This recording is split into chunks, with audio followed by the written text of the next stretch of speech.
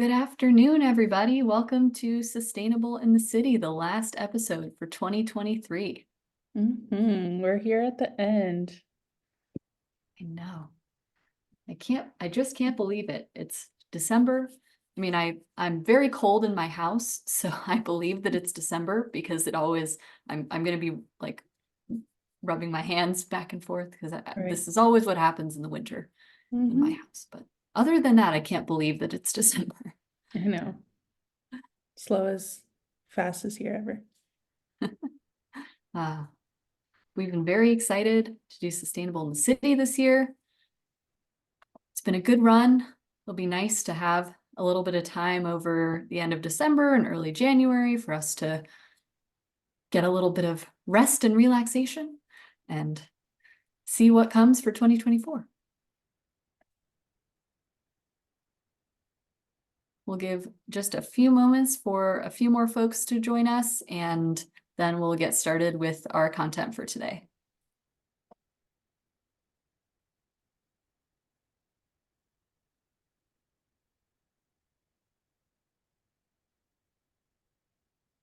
A little bit loud over here. Planes keep going over my house. Well, we don't hear them, so you're just fine. That's me.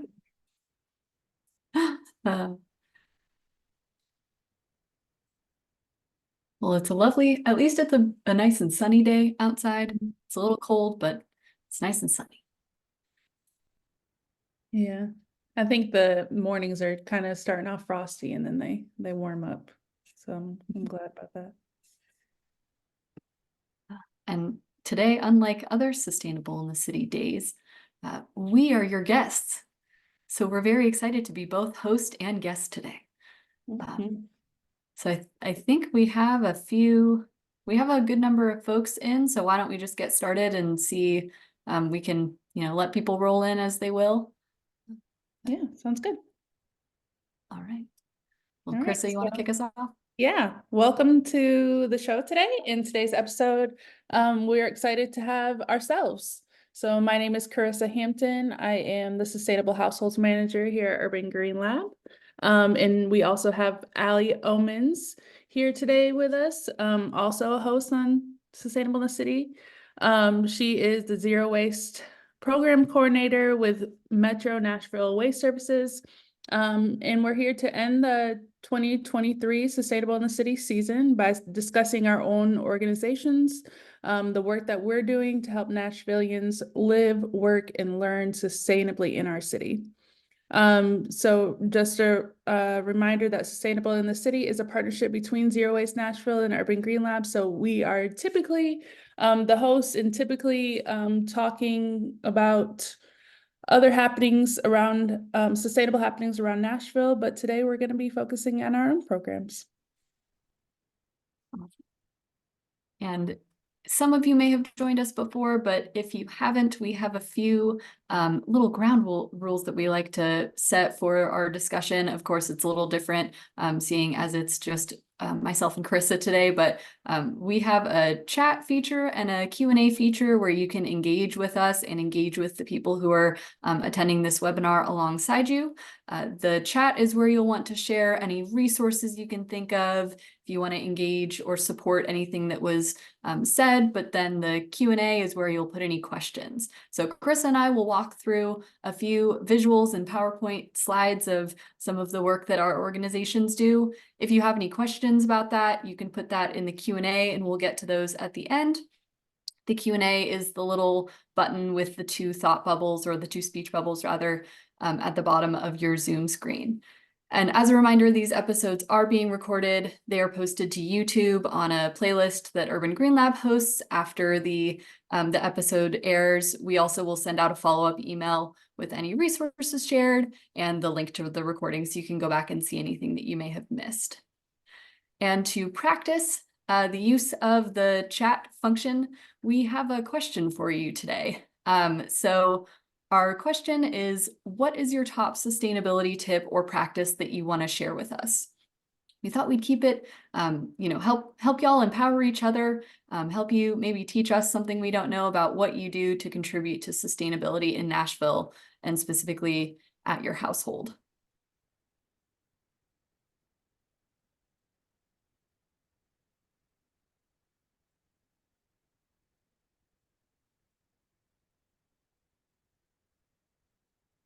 So right now is that time to be using the chat, putting down some things that you are doing in your household to be more sustainable. We have reusable paper towels. That's a good one. They are a game changer. Compost, recycle, reduce, reuse, all the re's. Yeah.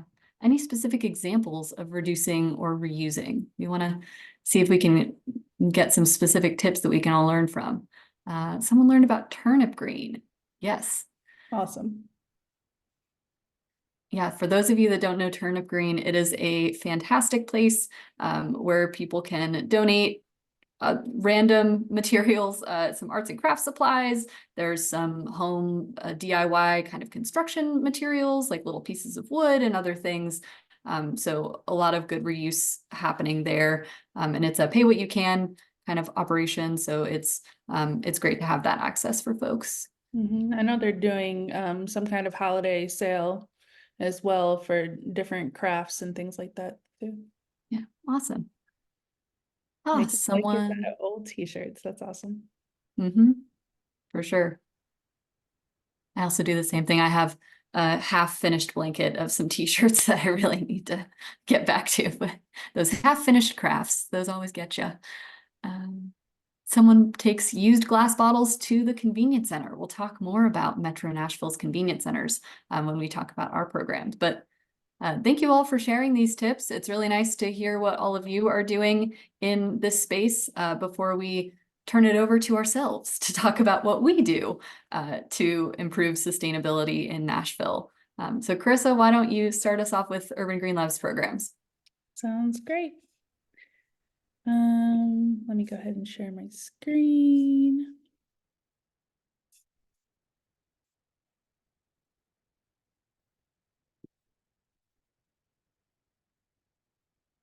Maybe. All right, can you see it, Allie? Yep, you are good to go. Right. Sounds good. So I will be talking about Urban Green Lab's different programs today. So we are a nonprofit that teaches communities how to live sustainably. So Urban Green Lab has 3 different divisions. We have workplaces, households, and classrooms. And these are the 3 places where we live, play, learn about sustainability. And so the idea behind Urban Green Lab is that we are trying to make every place that we exist a lab of learning, a lab of sustainability. So I'm going to go over the households division, and this is actually the division that I lead. As a sustainable households manager, I am in charge of making sure, sustainability is reaching the household level. Just a little bit about me. I moved here from Michigan at a young age, but I have called Nashville home for almost 20 years. So I kind of know the ins and outs of the city, have, done events and attended all kinds of things all over the city. Previous to this position, I spent the last 8 years in secondary education, teaching all kinds of different subjects. But I was actually trained by UGL as a teacher. And I went through their curriculum and things like that. And that's what, taught me about sustainability in a more formal setting. And then eventually I wrote my own children's book on sustainability called You Belong Here. It's about a little mermaid who cleans up the ocean. And so sustainability has really been a part of my life, but it wasn't until I got in this position that I truly understood how I was already living sustainably. And so with the household programs, so the problem is that Nashville residents are not learning about sustainability in their households, neighborhoods, and communities. It's not a topic of discussion regularly we're seeing around Nashville. So the solution is that we are trying to equip Nashville residents with the competence, tools, and resources to share these sustainable discussions, just talking about it in a natural, normal way.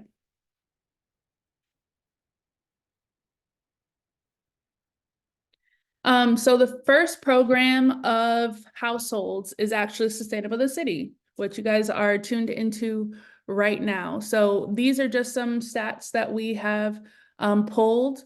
789 registrants total this year so far, not including the people who are here today. 40 average number of attendees per session since February. And 44 number of total sessions held since January 2021. And so this is something that I just took over in May, as you have seen me kind of pop up here and there.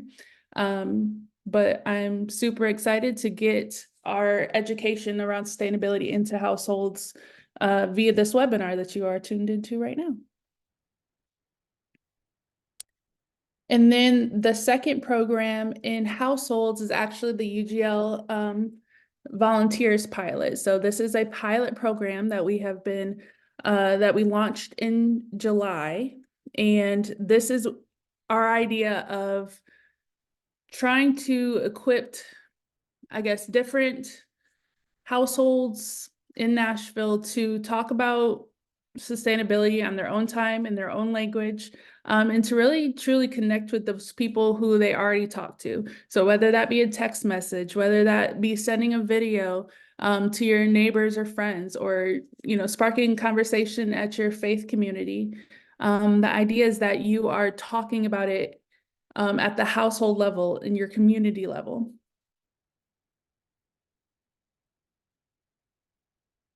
So how it works is, so what you would do is attend a UGL volunteer orientation with myself. It's about 2 hours, and we talk about all the different structures of UGL volunteers, but we also kind of go into depth about sustainability in Nashville right now. So it is an education training, and then we train you on how to use things like the circle community. And so you join the circle community, and each month I would upload some kind of resource that you can send with your send to your family and friends.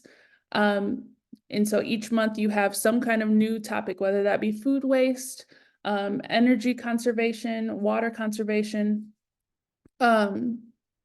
all kinds of different sustainability topics, and we touch on each of those with discussion questions that you can share with your family.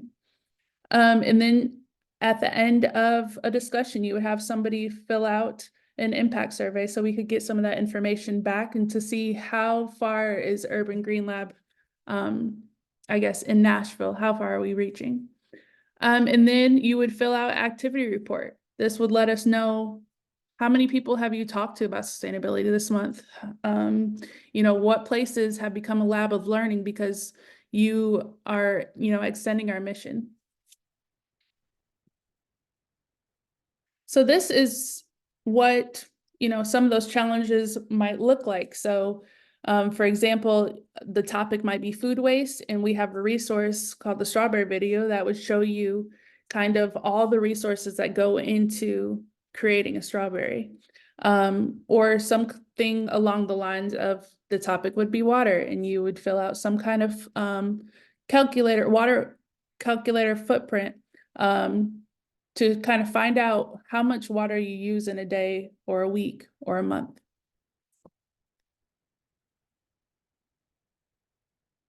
And so where to volunteer? We're really looking for volunteers always, so that we can reach more and more people in Nashville, whether that be just your own personal family that lives with you, or your neighborhood, your community, your faith group. Even if you can only share on social media, we want to get the word out so that people are learning about sustainability wherever they are.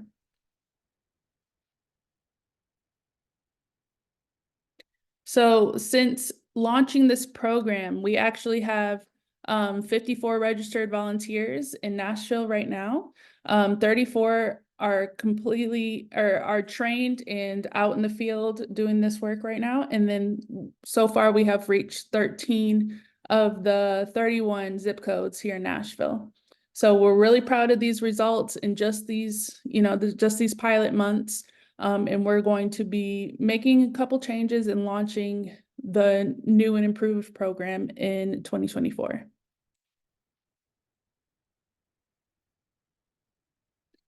So like I said, so the future goals of this program are basically to, be reaching all 31 zip codes in Nashville and surrounding area, to be working with multifamily dwelling HOAs, retirement homes, and apartment complexes, places where we can reach multiple households in one training or one setting. Engaging with local community centers, nonprofits, libraries. So if any of our listeners have any connects, or you think that some kind of group or setting would be great for a training like this, or great for an opportunity like this, you can always let us know. And create a volunteer project that, brings this workplace and this, workplaces and households together. I know a lot of workplaces have been reaching out and they want to do something in the community. But UGL Volunteers is definitely a sustainable program. The idea is that you're not just coming and learning about sustainability, but that you're constantly learning new things about sustainability as time goes on. And that brings us to the classrooms division.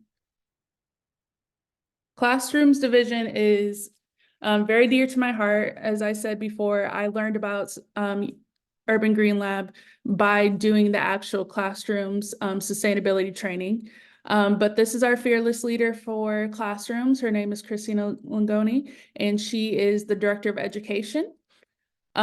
She has an extensive background in sustainability education, climate communications, and the intersection of people and planet within systems.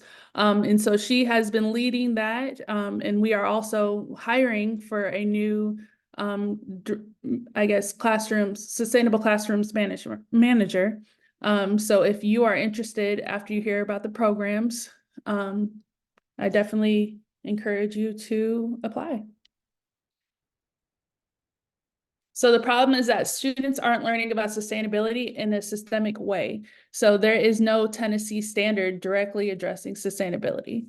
So that is the problem that, Urban Green Lab is facing. Our solution is to increase educator confidence tools and communities to be able to bring a sustainable lens to any classroom. So the idea is that while we cannot directly change Tennessee, state standards, we do want to incorporate sustainability in a very natural way into the classroom. And we do that by training teachers. So we do have our own sustainable classrooms curriculum. And with this, we are trying to make these real world connections. So one, we are putting sustainability on the map. Energy waste investigations, every job counts. So these are all different topics that our curriculum covers. So putting sustainability on the map and kind of assessing where sustainability is, or how sustainability connects to everything. Energy waste investigations allow students to really investigate the use of energy throughout the school, throughout their home, things like that. Every drop counts focuses on water conservation. Sorting out food waste is actually one of our initiatives that we lead at Urban Green Lab to try to reduce food waste. As it is right now, 40% of all food is wasted. And so we are trying to focus on, really assessing what's in your fridge and teaching children, the resources that went into creating the food from farm to fork. And then reduce, reuse, redesign. So this curriculum is teaching children to, take everyday objects or packaging and to redesign them to use less plastic, less cardboard, less material. We have built environment bingo to really assess transportation and how we can make more sustainable choices around transportation, whether that be, electric cars or putting in sidewalks. So to encourage people to walk instead of drive. And then air pollution is the last part of our Sustainable Classrooms curriculum. And this is really tuning into, how can we reduce the amount of methane gas. And so we believe that with the right lens, every classroom can be a lab for learning about sustainability. So far, 40% of MMPS schools have been reached. So they at least have one educator in 40% of our schools who have been trained. 330 plus total educators have been trained. And then 97% of educators were satisfied with the training. So right now we are training educators versus training the students directly. So we are trying to, reach more students by training the teacher.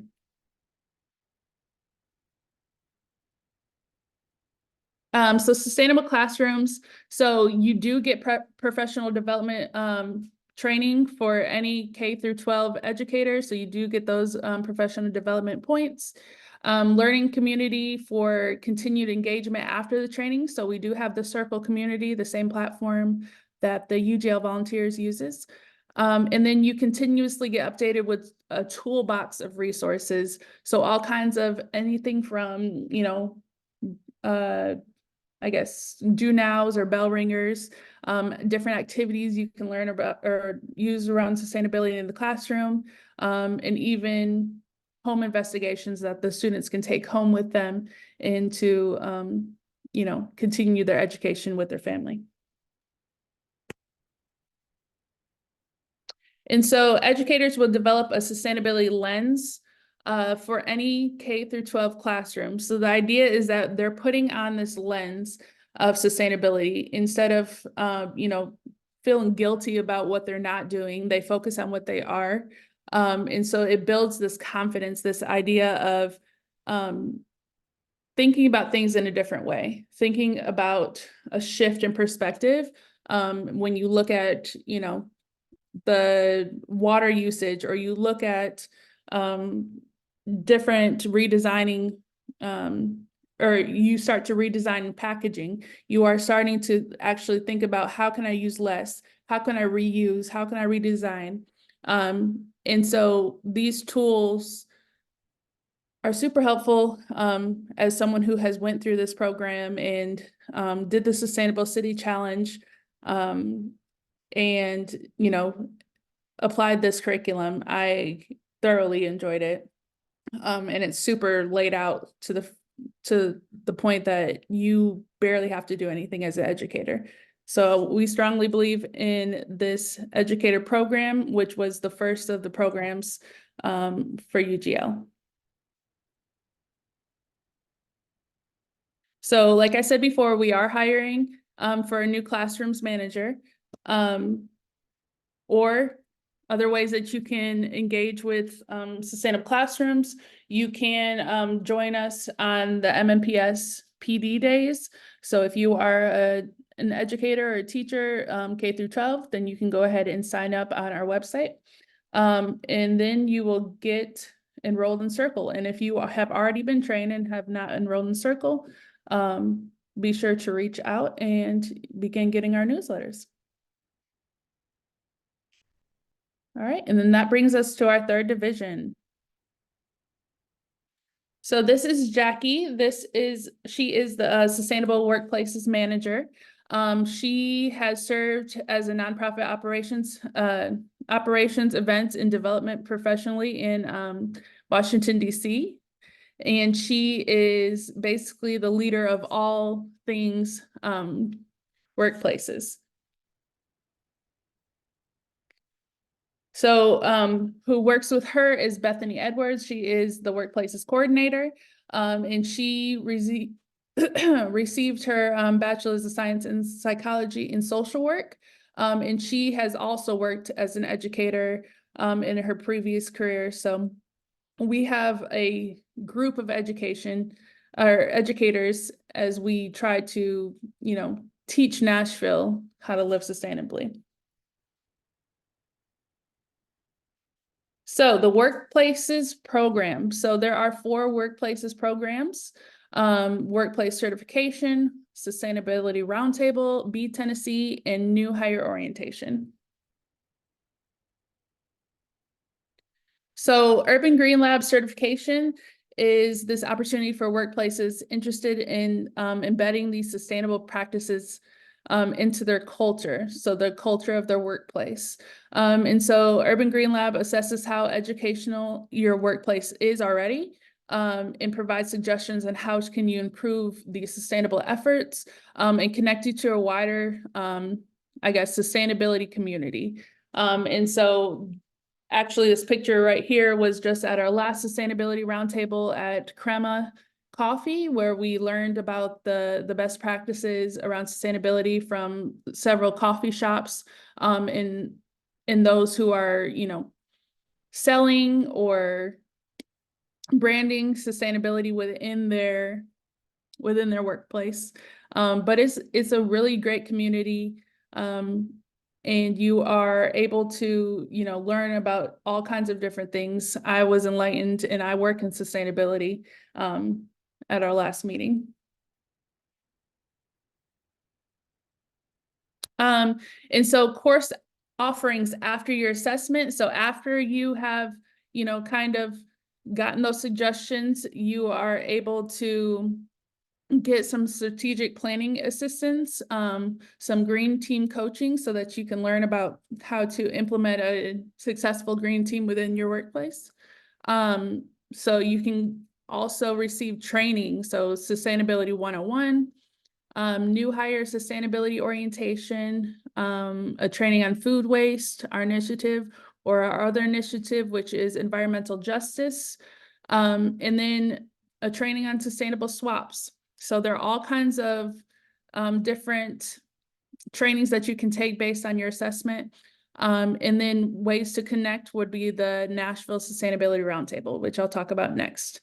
But the idea is that you take these trainings to increase your score, and improve sustainability after, I guess, the assessment. All right, and then with workplaces, the Sustainability Roundtable, this is a workplace's favorite. So this is a bi-monthly networking opportunity for organizations across any industry to learn from one another. So this is when they come together, they discuss the challenges around sustainability, they discuss the amazing things that they are doing, and then they are able to forge new connections through the lens of sustainability education. As of now, more than 140 workplaces have attended the roundtable to share their expertise. And we are always, accepting new faces and new workplaces, businesses big and small.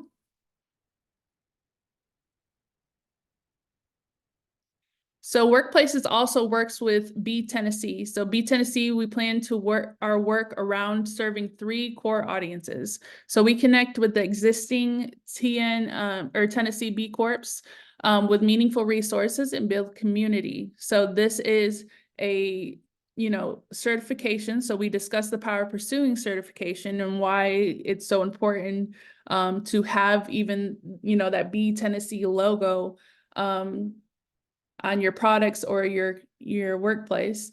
And then we educate the public and students about how they can be involved in the movement of business unusual business. So basically moving forward with, sustainable practices, whether that be, whether you just need the education behind it, whether you are already doing it and you just want to get certified to show, the public and those who are consuming your product that you care about sustainability. B Tennessee is definitely the partnership that we look to make sure that people are sustainable in their workplace. And then new hire orientation. So this is a learning module that Workplaces has developed to integrate sustainability education into the training. So day one, when you hire someone for your workplace, they can, log on and learn about this new hire orientation.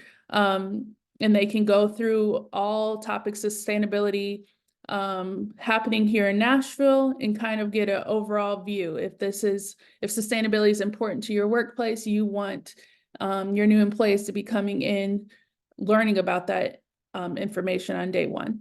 So that is some training. They are currently in the pilot phase of this new program, but we are hearing great things so far. All right.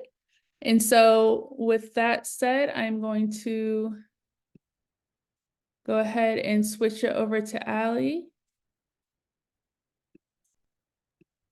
Thank you, Karissa. It's so Yeah. nice to be reminded of all the work that Urban Green Lab does, because we work with you all on a few different projects, and sometimes you just focus on the things that we work with you on, but there's so much that you do for Nashville and for sustainability in our city. So thanks for all you do, and I'll share my screen. Let's see here. And I will talk specifically around all things waste. So Urban Green Lab is a great partner for us in so very many ways, and takes a great look at sustainability largely and in all of the different ways that that can mean. My organization, Metro Nashville Waste Services, per the name, we focus specifically on waste. And my name's Allie Omens. I've been with Metro Nashville Waste Services for about 3.5 years now. I started focusing specifically on Nashville's construction and demolition waste, and really how we can address that waste stream in a whole lot of different ways. But since then, and maybe over the last year or so, I've transitioned more into our overall education and outreach program, thinking about how we can help residents better understand what materials to put in their recycling cart, how to compost in their backyard, how to drop off compost at Metro convenience centers, all the different ways that we can help empower residents to do better by their waste stream. But I'm excited to share a little bit about my organization. I've loved working for Metro Waste Services for the time that I have, and I think we do a lot of really great work, and there's a whole lot that we can do to improve our work. But this is a Metro Nashville Waste Services, who we are, what we do, and how we do it. Metro Nashville Waste Services, we are a division of the Metropolitan Government of Nashville and Davidson County, which is the longest name for a municipality ever. But that just means that we work for both the city and the county. We're all one big happy family. And we are a division of a government department. We're a division of Metro Nashville Water Services. We moved into that department in 2021 when the Public Works Department became the Nashville Department of Transportation and Multimodal Infrastructure. All of that good stuff to say that while we may live under a different government department now, we still do all the same work that we've been doing however long that we've been a city department. Our mission statement is to create safe, efficient, and effective waste management, disposal, and recycling systems that protect the natural environment while supporting Metro Nashville's vision to reduce waste and enhance quality of life. I like to think that our work is kind of twofold. It's collection and reduction. And those things have to work together, but it's really important that we're simultaneously doing both of those things. And you'll see that our programs touch both of those both of those systems simultaneously. Nashville's waste management landscape is as follows. There's a lot on this slide, so I'll kind of break it down starting over here on the left. So this is a look at Nashville, at Davidson County, rather. It kind of looks like a big horse, is at least what we like to say. And on this horse map, you'll see a beigeish color in the surrounding areas. That's our general services district. That's kind of the remnants of what used to be Davidson County when it was separate from City of Nashville. And then you'll see in an olive color is what we call the Urban Services District. Those are just two different property tax districts, but they do mean for us in Metro Waste Services, who we service for trash and recycling collection, thinking about single family housing, duplex housing, triplex housing, any housing that's 5 units or less, or rather fewer than 5 units, we service for trash and recycling. I work with a lot of really great people, staff members who drive around in big, heavy trucks and pick up Nashville's recycling for about 110,000 households across the city. So they're very hardworking people, and they cover a whole lot of ground. And in addition to those, the curbside trucks, we contract out trash collection with some private contractors to serve about 140,000 households. You'll also see on the map that we have some recycling drop-off sites. So I'll direct your attention to the right side of the screen. That is a little closer look at convenience centers and recycling drop-off sites that we provide. So we want to make sure that we're providing access to recycling and other proper disposal systems for all of Metro Nashville, even though we can only service a specific part of the city right now because of the property tax district and whatnot. We want to provide that access. So we have convenience centers that include just your regular type of recycling material that you can find at the curb, things like your plastic bottles and your food and drink cans and cardboard and all that good stuff. But then we also provide services around mattresses, mattress recycling, and tire recycling, scrap metal recycling, all of these things that can go beyond just our simple day-to-day kind of recyclables, and also food waste drop-off, which I'll get into a little bit more later. But we have 4 convenience centers that you'll see in the green on the map, and 9 drop-off recycling sites, which you'll see in blue on the map. There's also quarterly brush collection provided by the Nashville Department of Transportation. We do not manage yard waste collection, but that is a quarterly service provided by that city department. I always like to remind people of some collection guidelines to make everyone's life easier, really. We like to provide this guidance. It includes rolling your cart out to the curb, having 4 feet of distance between your trash cart, your recycling cart, and your mailbox, not placing your carts underneath power lines. If you've seen a recycling truck drive down the street, some of them have this side arm we like to show here, and it goes up and over and empties your material into the truck. We don't want that arm to get stuck in anything, so just those simple guidelines will help us out a lot. We also, carts should be out at 7 a.m. on your collection day. These are all just some important things for engaging in our service at the curb. Some simple things around trash and recycling that I won't dive too far into, but I want to note here on recycling that we really want to drive home for people that our recycling program at the curb, we want all that material to be loose in your cart. We do not want bagged recycling. We have a cart for you so that it can just all go loose in your container, and we want to make sure that recycling material are clean, empty, and dry. Those are the important golden rules to live by. And then Hub Nashville, if you haven't used Hub Nashville before, it's a great tool to be able to report any sort of issues that you're experiencing, such as missed pickup. If you need cart repair or have any other request around your recycling cart or your trash cart, you can submit those to Hub Nashville by calling 311. Or, and I have a few more ways to contact Hub Nashville in a later slide, so I'll provide those as well. Let's see here. And then moving into some other tools. So while Hub Nashville is a great tool for you for the kind of operational side of things, questions about delays in your collection or whatnot, we have this tool that my team manages in particular called the Nashville Waste and Recycling app. If you have not downloaded it yet, would highly, highly recommend it. It is a great tool for a whole lot of things, including looking up materials. I'll cover our curbside rules in just a second, but you can search, I think, around 400 materials or so. We have a catalog in there, and you can search things like a styrofoam cup, and it would tell you to throw it away, or ideally not have it in the first place. A plastic water bottle, it would tell you that you can put that in your recycling. Food waste, it would tell you you could bring it to a convenience center. All of these different things to help you better understand how to engage in our programs. We also offer a collection calendar and reminders that you can set up through the app, a text reminder, an email reminder to help you remember to roll your trash cart and your recycling cart out on your collection day. There's a Get Rowdy Recycle game that we also like to promote for people. Adults, kids, you name it, you can play this game and sort material into how you think it should be managed. So a computer, you would sort it into electronics recycling, and some interactive ways to better understand how to recycle right. So we focus on waste, and we talk about reducing waste and collecting waste, and I want to make sure that we center all of that into the why we do it. Why does Metro Nashville Waste Services operate in a world where we want to reduce waste? Why do I have a job, really? Because we produce a whole lot of waste. We need to, while yes, it's really important that we collect the materials that we're currently producing, we have to focus on how we can better reduce the amount of stuff we're creating and sending to landfill. Right now, 80% of Nashville's waste goes to landfills that are actively filling up around this region and across the state of Tennessee.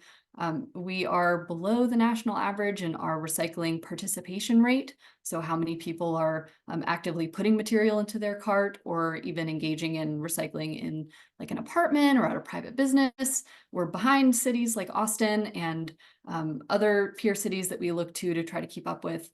So it's really important that we consider that we do better by our materials management. We try to think about how each of us can contribute to changing this statistic, but that's a lot of what centers me and what centers my team is remembering this fact and working to chip away at this as much as we can. And part of again, the why we do it is because Nashville now has a zero waste master plan because these trends are rather alarming.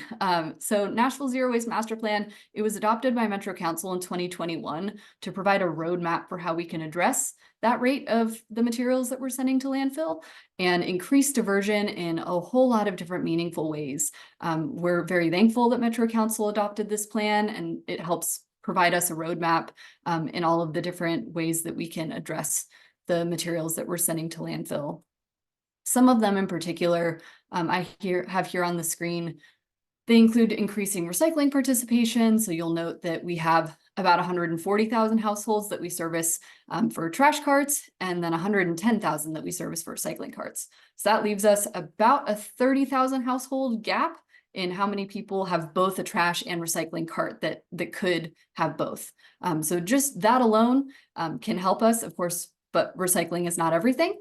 So we also think about food waste reduction and recovery and have programs around improving those and reducing the food waste that ends up in landfill.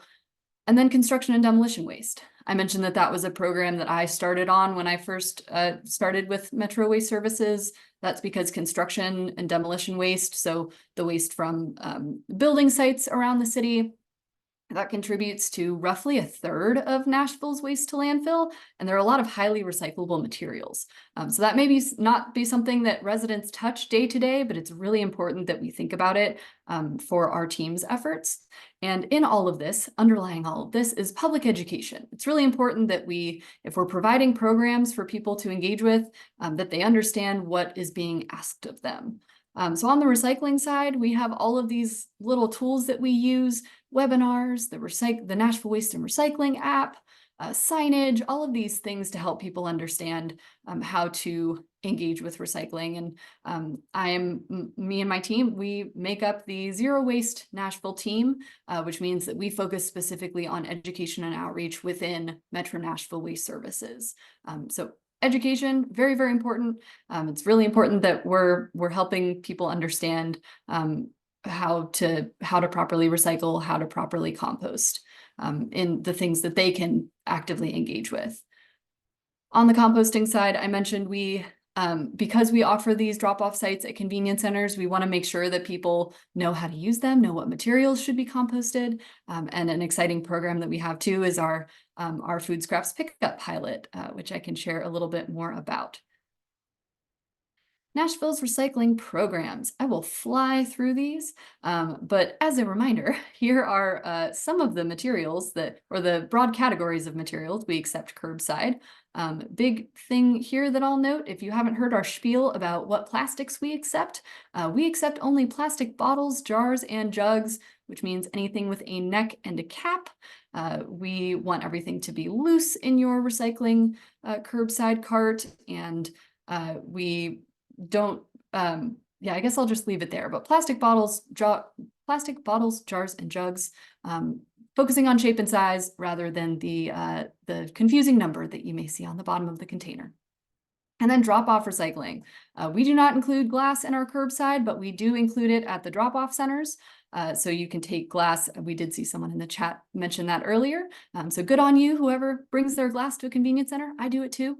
And there are also some private services you can pay to pick that up curbside for a fee. But drop-off recycling, here's a look at some of those materials as well. And convenience centers. Diving a little bit deeper here, we have a website for convenience center information, so I'll kind of leave it high level here, but on Nashville.gov, you can see a list of all the materials that are accepted at convenience centers, and you can brush up on the rules for how you should bring different materials and what the fees may be for some of them. For example, you can recycle mattresses, but for a fee, and some of the recycling, like electronics recycling, is free, but only offered at certain convenience centers. So check Nashville.gov for that information. Nashville's composting programs. Focusing in on food waste. So recycling is often something we think about because we, many of us hopefully engage with recycling and put our plastic bottles and whatnot in the recycling cart, but food waste is really, really important for us to think about because it's almost 50% of what Nashville is throwing away can be composted. That's taking the food waste that ends up in landfill, in addition to paper products that end up in landfill, that some of them could be recycled, but they also could be composted. So it's really, really important that we, as a program, address food waste. One of the ways we do that, I've mentioned, are convenience centers that have drop-off composting. So you can take materials like food scraps. I have a few pictures of things on the next slide that we accept, but compostables, food scraps, what have you, to our drop-off composting sites that you can see here on the map. You can scan the QR code to see where those sites are. We also sell backyard compost bins at one of our convenience centers, the Omohundro Convenience Center. So you can backyard compost if you prefer, and if you have the space and time. We also give workshops about backyard composting, so we're happy to support any and all efforts to reduce food waste. For our drop-off composting program at the convenience centers, here's a look at some of the materials we accept. I wish I had taken dryer lint off that, because dryer lint has gotten to be a very confusing one that may have a lot of microplastics in it that we actually don't want dropped off. But aside from that, everything you see here on the screen can be brought to a drop-off composting site. Things like food scraps, soiled paper and cardboard, pet food, cut flowers and houseplants. All of those things are good to go for the drop-off composting site. Those are brought to the compost company site out in Ashland City. Karissa got to tour that site, I don't remember, a few months ago now. We offer tours of that kind of intermittently, and if you're interested in that, you can feel free to email me and I can help set that up for you. It's really interesting to see composting happen in action. I'm going to revisit public education again, just to note that we go out into the community and at events to help people understand how to compost, because it is one in particular that has feels like there's a high barrier to entry. People get scared and don't quite know where to start. So we want to be that resource for people. We offer workshops, our Dirt on Composting workshop, and we also work with our Metro government different offices to help engage Metro employees on how to compost at work and how to recycle at work. Nashville's Food Scraps Pickup Pilot. This is a very exciting program to address food waste. It is a 750 household pilot that we just kicked off this October with Compost Nashville to help us collect food scraps at the curb for those 750 households for one full year and help us better understand how a full-scale citywide program would work. There are a lot of logistics in place for understanding how people would engage with something like that across all of Nashville. So this 750 household just gives us a bite-sized chunk to better understand people's barriers that they're feeling to participating in the program. If people are feeling confused about anything, this has been a great opportunity for us to figure some of those things out and collect data. I believe as of this week, we diverted, I think, 90 adult reindeer in the equivalent of 90 adult reindeer in the weight of food waste. I guess I kind of said that backward, but however much weight that was, I can't remember the number, but that's a whole lot of reindeer worth of food waste that would have ended up in the landfill, but are instead being composted, and we're only about a month and a half into this program. So we're really, really excited about it, and more to come to see how this program expands after. But it's just been a really great opportunity for us to even try this and see, because it would be really exciting to offer this service across all of Nashville. I'll touch on our development review program. So construction and demolition waste, big problem. What are we going to do to solve it? Well, we have a few reviews that we conduct in the building permitting process to better understand that material stream, better understand the types of construction materials that are being recycled right now and are being landfilled from active construction projects across the city. I got my start with waste services with the debris management review. That's a program that's near and dear to my heart, but we ask builders to tell us what kind of dumpster service they're renting for their site, helping them to get those wheels turning around recycling being an option for them. And then a solid waste review, which is a slightly separate review. It is actually a fully separate review, but it's focusing on the operational waste once the building has been constructed, making sure that people have a plan for providing adequate space for all those people that are going to live in that apartment and need to generate waste and need to generate recycling material. Some of these things, they can get forgotten about if we don't remind folks of them. So this is a really important review. The solid waste review is currently being conducted by another department. So my team is taking that on in 2024, and we're excited to see how we can better bake in some of that education on that side of things as well. And finally, I'll end with just a few tips on reducing waste this holiday season, because it is a very wasteful time of year. I believe I saw a stat that the amount of waste that people generate, it increases by 20-something% around the holidays, which you can believe, right? People are giving presents and all of these things, but there are a lot of different ways that we can be less wasteful around this time of year. Things like refusing things that we don't need to buy, or gifting experiences. So taking someone to a movie or to a play, to a museum or something, instead of buying them a thing or engaging with consuming things. Gifting an experience.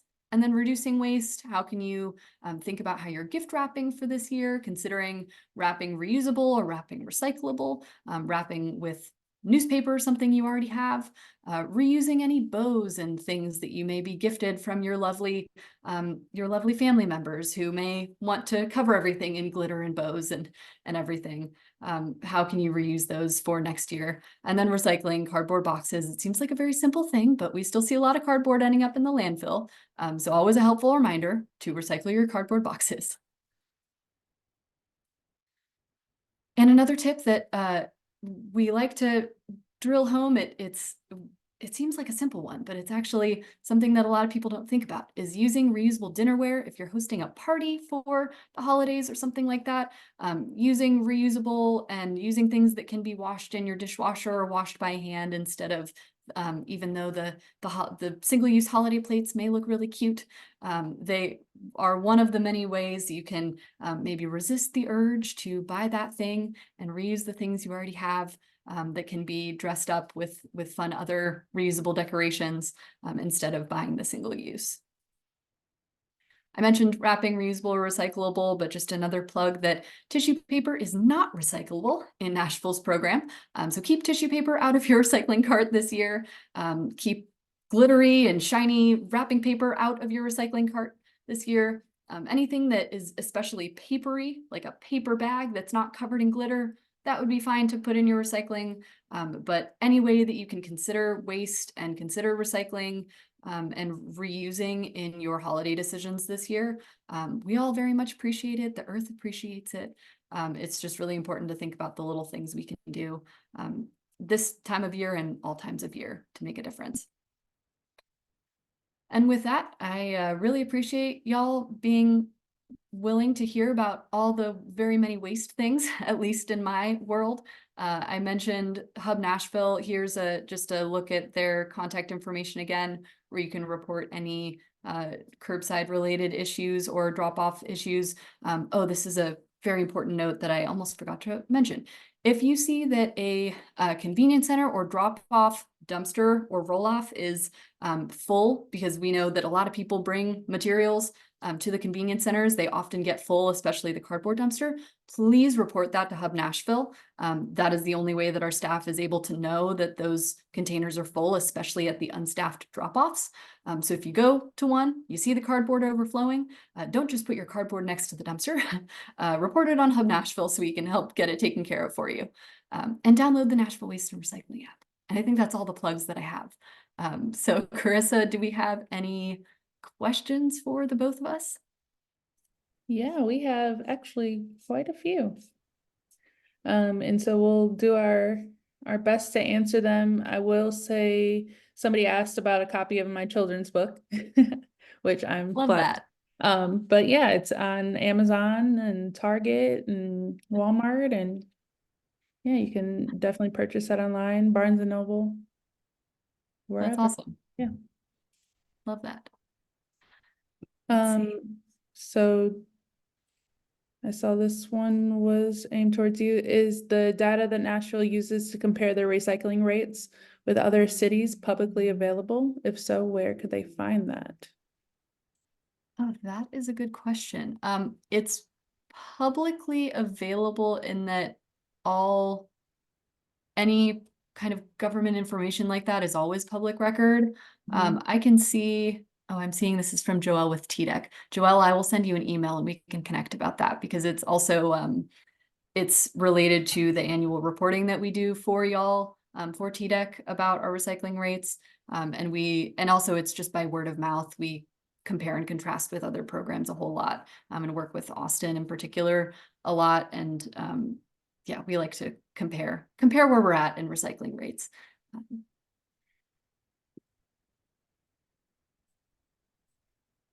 Yeah, I think a lot of these are for you. Yeah, I can, let's see. So there's a question at the top about single use. What can the city do to stop or reduce the single use plastic and styrofoam use in restaurants and coffee shops? That is a great question. I'll start off by sharing that unfortunately it's the way that Tennessee law is currently written. The cities and municipalities within the state of Tennessee are not able to regulate things like plastic bags, clamshell containers, and styrofoam, or prevent those things from being used.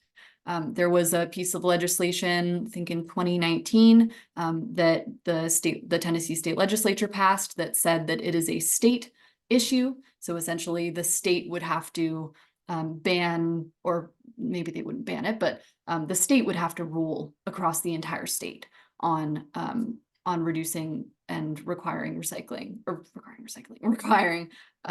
reducing those kinds of materials. So unfortunately, the city's hands are kind of tied in some of that, but there's a whole lot on tooting the education horn a little bit. There's a lot we can do to educate restaurant owners and coffee shops and all those folks around why it's a better alternative to choose other materials. But in terms of requiring and regulating, we aren't able to do that.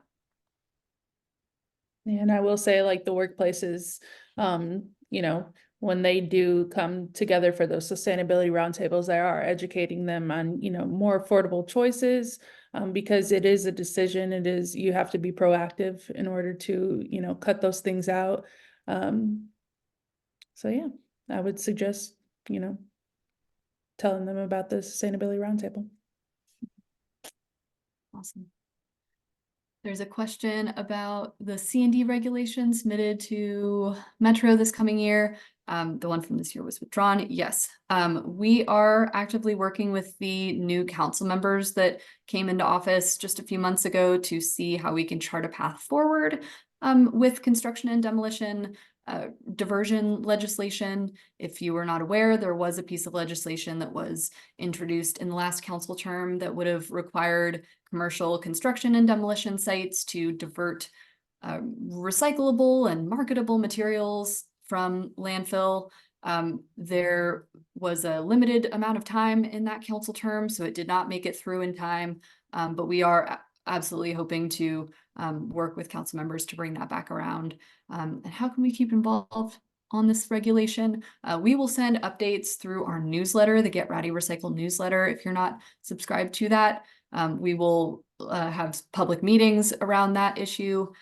So we encourage anyone to come and learn about what that kind of regulation would mean, and appreciate people wanting to be involved. Let's see. Okay, I think this is me again. My driver's license is. There was a comment about the about scanning driver's licenses at convenience centers. We do that. From my understanding, it is required of all convenience centers to make sure that it is a resident of Davidson County who is coming to a convenience center. It's part of us also keeping up with how many people visit convenience centers. Additionally, if there are any safety issues, we'll know who was at a convenience center, what time they came and left. Yeah, that's that. Let's see. Can drop-off sites be extended? Karissa, you're just chilling while I Yeah. Let's see. Can drop-off sites be extended? The convenience centers. Can they be extended? That is a good question. They're closed on Sundays and Monday, I think in part because they are staffed. So we want our staff to be able to have a day off or 2 days off, ideally.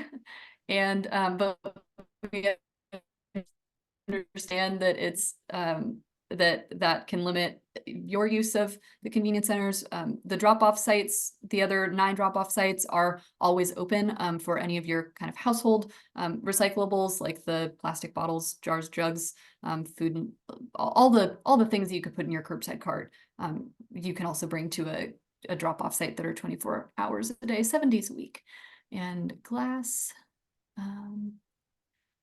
So recycling becomes more convenient. I don't know that I understand the second part of that question, but I encourage, if you want to send me an email, I don't know that my email is listed, or at the zerowaste@nashville.gov email, I'm happy to better understand your question about glass. And They'll be able to see it too when I send out the recording. Yeah. Awesome. Mention of microplastics. Oh, and before I forget, I saw someone also mention Christmas trees. NDOT is hosting a drop-off site for Christmas tree recycling, or natural Christmas tree recycling. So they're going to mulch it and it'll be reused starting, I believe, December 27th through the middle of February. I'm happy to include a link to that information in the follow-up email. But those are hosted at various community centers and parks where you can drop off your natural Christmas tree. We don't want any artificial Christmas trees going to be dropped off. Okay, microplastics. Does Nashville test its drinking water? Yes, Nashville does test its drinking water. And the, oh, is it tested for microplastics and PFAS? I'm gonna have to direct that question. If this person wants to send me an email about water testing, I'm happy to connect you with someone in the water department in the quality assurance area who can tell you all about what they test for. There's also a report that is submitted every year and posted on Nashville.gov, so I can find that as well. That includes all of the information about testing for Nashville's water. Why is the farmers market?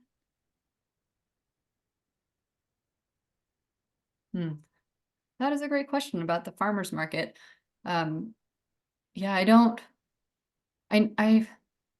know about the farmers market and if there's anything happening internally to provide guidance to vendors around single-use cutlery and other things, but that's a good, absolutely a good note there on single-use plastics at farmers markets. I have one directed towards me. So it said, can Urban Green Lab with other organizations like the Sierra Club spearhead lobbying to change the legislation regarding the single-use plastic issue? So actually Urban Green Lab is just an education company.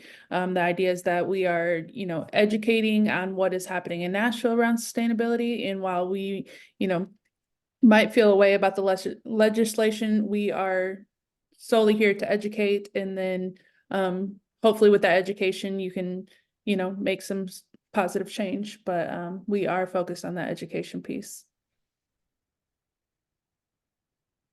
Thanks, Karissa. I'm glad that we had a few for both of us. Right. There was a question about public events that I do want to address. So public events, let me make sure I'm reading the full question. That is a good, so the question is about reusing or events using reusable materials as part of receiving an event permit. That is an interesting idea. We right now, we offer and require that events provide recycling services to receive an event permit through the city, events of a certain size, but many public events do. And we offer trash and recycling event containers that people can borrow for that use to try to help provide that service, but that is only recycling. And then we also offer composting event containers where people could manage their food scraps. But it's an interesting idea to consider how we can do more on the reuse side beyond the downstream recycling and composting. And same with this question about a reusable plastic or metal cup option. I think that's a really interesting idea, and interesting how we can consider doing more beyond recycling and composting, because we cannot get to where we need to go. We can't get to zero waste by only recycling and composting. We will not get there. So we need to do all the things to help us reduce waste. But I think with that, we can wrap up for Sustainable in the City 2023. I can't believe it. But thank you all so much for joining us for this final episode of this year. We really appreciate it. And Karissa, any final words for our guests for 2023? No, I just think that if you guys have any questions about this episode or any upcoming episodes in 2024, or if you are doing some sustainability work and you want to be a speaker in the coming year, just let us know. Well, thank you all. Have a good rest of your 2023 and be safe and healthy and well in early 2024. And we will talk to you all soon. Yeah, have a good one.